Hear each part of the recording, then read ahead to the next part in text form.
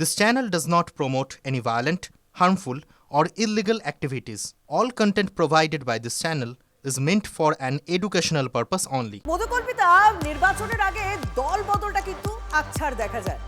দল বদল হয় কিন্তু কোনো ইস্যুতে রাজনৈতিক অবস্থান বদল হয়তো মানে ভালো ভালো নেতারাও কোথাও গিয়ে ঘেটে যান। কেন ময়নায় ঘটেছে? লক্ষ্মীর ভান্ডারে ৫-৬ মাসের টাকা বাকি রয়েছে। কুণাল ঘোষ চন্দ্রিমার পাশে বসে এই কথা কে বলছেন? সত্য তৃণমূলে যোগ দেওয়া বিজেপি নেতা।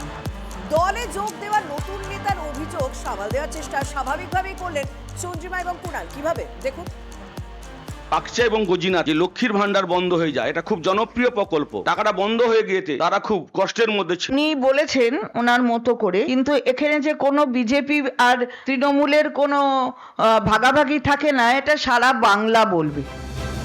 তৃণমূলে যোগ দিয়েই নতুন দলকে অস্বস্তিতে ফেললেন বিজেপি থেকে আসা নেতা। ওই নেতার দাবি, ময়নায় এখনো লক্ষ্মীর ভান্ডারে ৫ থেকে ৬ মাসের টাকা বকেয়া।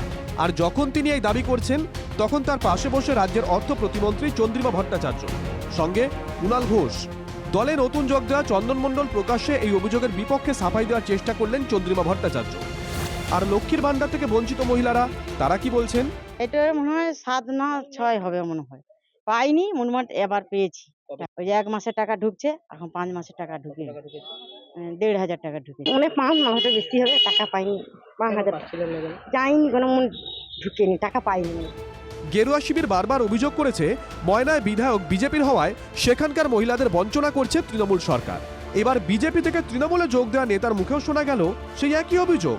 যদিও চন্দন মণ্ডলের দাবি, তিনি মুখ্যমন্ত্রীকে চিঠি দেওয়ার পরই নাকি ফের লক্ষ্মীর ভান্ডার চালু হয়েছে ময়নায়। আমি মাননীয় মুখ্যমন্ত্রীকে চিঠি লিখি এবং তিনি আশ্বাস দেন প্রকল্পের টাকা দ্রুত গতিতে আমাদের এলাকার মায়েরা পাবে। তারা টাকা পেয়েছে, কিন্তু এখনো ৫-৬ মাসের টাকা বাকি আছে। আমি আবেদন করছি যাতে এই টাকাটা তাড়াতাড়ি ছেড়ে দেওয়া হয়। চন্দন মণ্ডল কৃতিত্ব নিতে চাইলেও তার সদ্য প্রাক্তন দলের বিধায়ক তা খারিজ করে দিয়েছেন।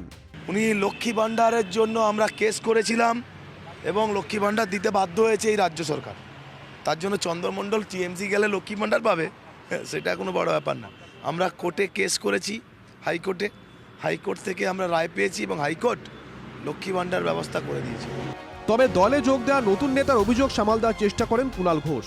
২-৪টে টেকনিক্যাল কারণে, সেগুলো মানে এই ডিপার্টমেন্টাল কোনো টেকনিক্যাল কারণে, কোনো পার্টিকুলার এলাকা বা কোনো বুথ বা কোনো এলাকায় কোনো স্লটে কোথাও কোথাও কোনো স্কিমের টাকা হয়তো কোথাও দেরি হয়েছে ইত্যাদি।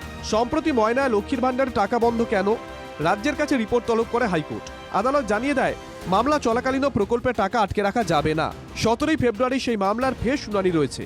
তার আগে তৃণমূলে যোগ দিয়েই লক্ষ্মীর ভান্ডার নিয়ে বঞ্চনা বিতর্ক আরও উস্কে দিলেন বিজেপির সদ্য প্রাক্তন নেতা, তাও আবার পুরনো দলের ভাষাতেই। কনিষ্ক মাইতির রিপোর্ট, TV9 বাংলা।